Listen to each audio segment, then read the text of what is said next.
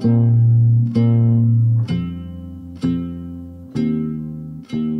Behrokh Khosnevis is a professor of systems and industrial engineering at USC. He's also the inventor of contour crafting, which is a form of 3D printing. In our conversation, we discuss the future of construction, the future of manual labor, and the fact that in the near future, you'll be able to print yourself a house in less than a day. 3D printing includes a number of processes for fabricating 3D objects directly from a computer model or CAD model, computer-aided design model. And there are different processes that have been commercialized. Some of them use like with plastic filaments, some use with plastic or metal powder. Others use liquid photopolymer, for example, which is cured, solidified when light hits it. Pretty much all of them are based on layer by layer fabrication of the objects. They do that because it is very hard to build a 3D object the way a human sculptor, for example, does it. So they've tried to simplify the process by breaking the 3D challenge into a bunch of 2D fabrication, and then you stack these 2D profiles and to create a 3D object. Contour crafting falls within the class of layered fabrication or 3D printing technologies. And the distinction here is that contour crafting can actually build very large objects, which would be extremely time consuming and nearly impossible to do with any other 3D printing process. And the way that contour crafting manages to achieve that is by building with much thicker layers and still maintaining surface quality. Contour crafting has got certain advantages over 3D printing processes, and it is a platform technology that has application in different domains. So construction is one of them. Building large industrial objects is another one. Building public art pieces could be another one. Building boats and pieces of airplane and so on could be another one. I think the biggest potential of the technology is in construction of buildings, because right now we really don't have much of an alternative for automated construction of buildings, which is a pretty labor-intensive activity. In general, the advantage of 3D printing is that it is a fairly autonomous process. Once you submit the design to the machine, you really don't have to interact with it. You don't have to like go in there and change tools, for example. Conceivably, when you submit the architectural design of the building will be built without much of a need for human interference in the process. Yeah. Well, number one thing that it offers there is safety, right? Construction is actually the most dangerous profession. It has the highest number of injuries and fatalities. It is worse than mining and agriculture that follow that. All of these, of course, translate into cost to the end user. You know, construction companies pay a lot to insurance companies in order to protect themselves against the consequences of such accidents. One of the very first applications of robotics in manufacturing was actually in areas where people working in dangerous conditions. Robots are ideal for such situations. Therefore, I think that one of the biggest benefits of contour crafting when using construction is elimination of those kinds of human hazards. The next one, of course, is the cost. You know, right now in industrial countries, about 55% of construction cost is due to labor. So when you automate, of course, you save that cost, right? But that's only one portion of the cost that is saved. Another portion is due to material usage. You know, right now in the construction process, there's a lot of waste. You know, you may have noticed that anywhere that there's construction, typically there is a dumpster where they put the trimmings, material that have cured that are put in there, things that break. So it's a huge waste, right? And this technology has the promise of preventing all that waste. Because computer precisely controls the machine and the machine adds very accurately what needs to be added, wherever it needs to be added. The only waste would be really what would be in the system at the end when you want to clean the system. There are a lot of other benefits which is hard to prioritize. They depend on the conditions, speed of construction. According to our evaluation, an average size home, about 2,500 square feet, can be built in about 20 hours. A lot of people ask me, well, who wants a house that fast?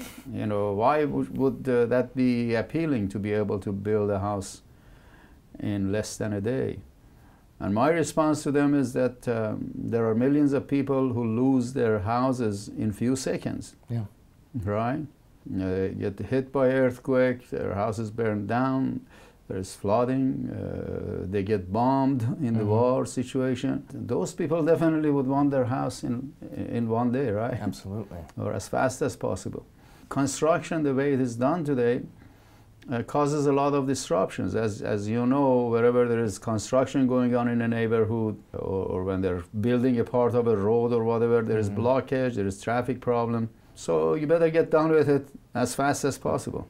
The capability to build autonomously also provides for new opportunities, like being able to build on other planets, like on Moon and Mars, targeted for human colonization, and eventually that is going to happen. You know, we cannot just go there and explore forever. You know, we're going to go there and exploit the resources and live there and do a lot of exciting things that will extend human civilization in meaningful ways. So how are we going to accomplish that? We cannot send construction workers there to do it. Yeah. You know, maybe possible, but extremely cost prohibitive and dangerous, even more dangerous, of course, than here to human life. So this could be a good alternative. And when you accomplish this kind of autonomous construction possibility, you can also come back and utilize them on Earth. For example, you're aware of the catastrophic events like the damage to the Fukushima plant. They had to send real people there, real humans there to work under that extreme radiation condition. Well, if you have robots that can do that job of construction, then you won't have to put the humans at harm's way. And there are many other conditions that are like that. You know, construction in the polar regions is very difficult, right? It's extremely cold. Yeah. And yet, you know, there are activities like oil and gas drilling and so on. That kind of construction in that kind of harsh condition can be done by systems like contour crafting. Right now, all the structures are pretty much built with rectilinear planar walls. Yeah. And that kind of geometry is really the worst one for structures. It's the weakest structure when you use planar walls. You know, I can easily demonstrate that with a piece of paper like this. See, this paper cannot hold its own weight when it is in a planar form. But if I curve it a tiny bit,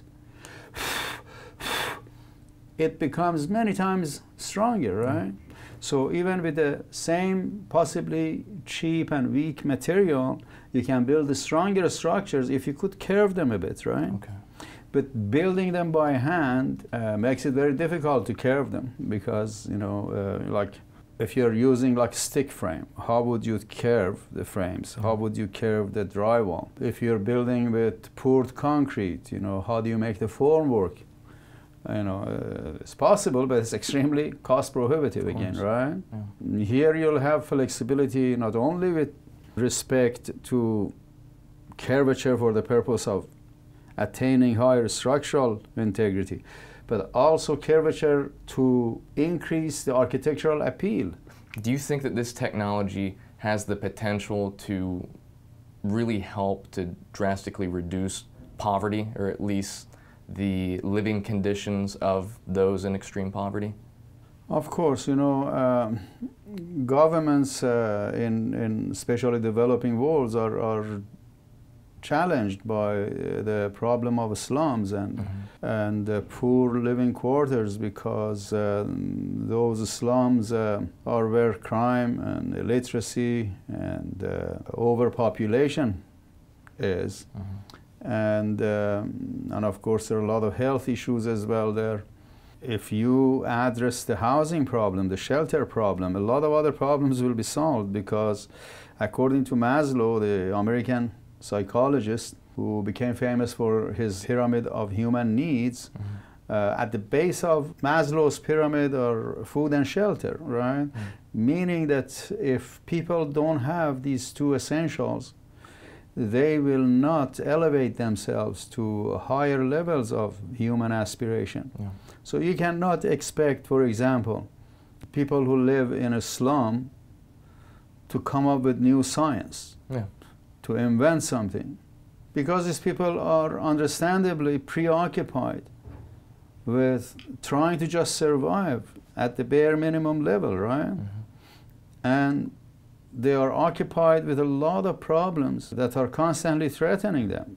So they do not have the peace of mind, they do not have the time, they do not have the means, basically, to be a part of productive population of the world.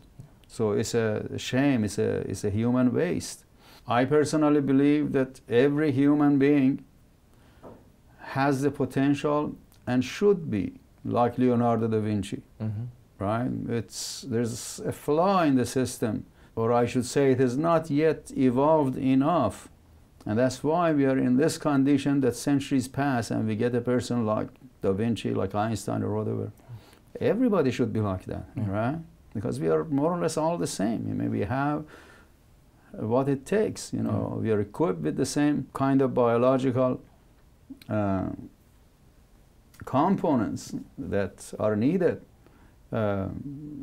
for us to actually create concepts, arts, artifacts, you know, and everybody should be doing that.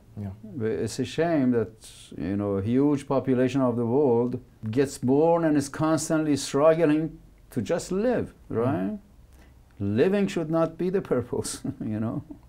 I believe we should provide the condition for human creativity. And so what conditions?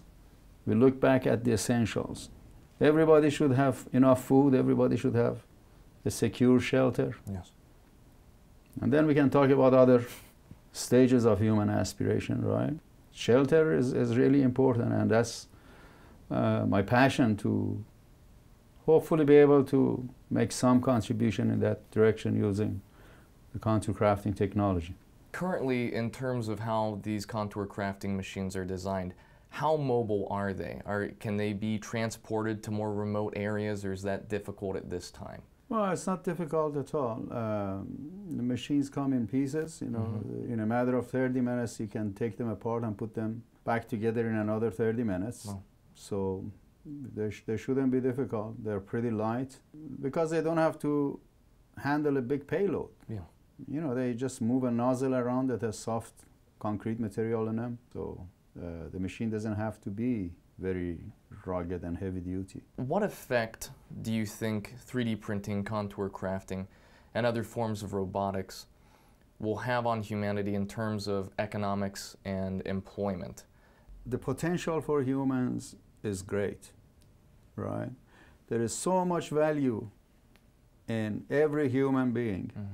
I guess only the future can demonstrate that. Because I think a future will come when everybody is super creative, that nobody really works for earning a salary in order to feed themselves or provide for themselves, but everybody is active, trying to be creative and solving problems and creating new paradigms, new solutions, new possibilities. Human civilization is relatively brand new. Okay? So, and if we look at the rate of change, we notice that as the civilization advances, the rate of change is faster and faster. So we should never take anything for granted. Like slavery took several centuries. Feudal system took much shorter. And the same will be true for the future. Yeah. And so assuming that everybody should have a job and everybody should work in order to earn, well, that's not necessarily the right assumption. Yeah. Right? Prior to Industrial Revolution, we read about the stories, hear about the stories where people worked for 16 hours or more in terrible conditions like in mines. Pregnant women and children were exploited on the jobs. Where did this regulation come from? These are the consequences of Industrial Revolution. Then now that we have 8-hour job, right?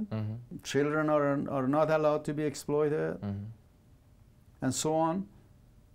All these new rights that we have gained. If you go back 300 years ago and talk about working 8 hours a day, that would look very radical and ridiculous, right? Yeah. But today, we take that for granted. But my question is, why not working 4 hours a day? Yeah. Why not working 2 hours a day, or why not working at all? You know, not working does not mean that you will not be engaged in productive activity. Not working could mean that at your own will and at your own discretion, distinction of what is needed, what is not, you work, and you probably work much harder, right? Yeah. Than you work for somebody's company or in a government organization or whatever, in order to produce some results that, in your opinion, are meaningful. You know, I have experienced this firsthand in different situations. People can be moved in many different ways. In my opinion, people are moved best in the direction of their creative abilities, right? There's nothing that excites people as much as creative work. And everybody is creative in certain ways. In my opinion, the ideal, or at least close to the ultimate ideal, is that nobody is going to be worried about having to do something, but people will worry about being wasted and not doing something that is meaningful, right? And that they passionately pursue what resonates with them. Yeah. And then I believe there will be an abundance of solutions and ideas in that world, where rather than worrying about all the shortages, rather than being greedy about resources and causing all these problems that we see in the world for each other over resources, there will be abundance of resources, because we will know, using our creativity, how to get what is needed, and we will grow enough, mature enough to know that we should not want too much beyond what we need, right? And the true meaning of value, right, will be understood, where everybody thinks and knows that the richest person is the one who makes the biggest contribution by their creativity, you know, to the betterment of human civilization and the direction that is going. You know, that's I think the true value. Yeah. To make an impact. Absolutely. Not to make money. Yeah. Absolutely. Well, I have one final question for you. Our documentary is titled "Everything Will Be All Right," because we believe that with the social changes that are occurring and the technological changes that are occurring, that we will come to a point at some point in the 21st century where we will have the ability to feed, clothe, house, educate every human being on the planet. Do you believe that it is possible for the human race to make it at this point in the 21st century or at some point in the 21st century? I definitely do believe that. I believe that humans are pretty resilient species, and there are a lot of things that threaten us, that they threaten humanity, and there are directions that are kind of doomed if we take them, and sometimes it appears that we are taking them, right? But I think the collective wisdom of humanity is going to guide it eventually in the right direction. I think it's very hard to predict where humanity is going to get to, but I'm very optimistic, and the only sad thing about dying for me is to not be a part of that future. With advances in robotics and 3D printing, we'll enter into a time several decades from now where manual labor is no longer necessary. This will usher in a new dawn for humanity, where we'll be able to focus on creative tasks and expanding our minds. Being human will never be the same, and that's a good thing.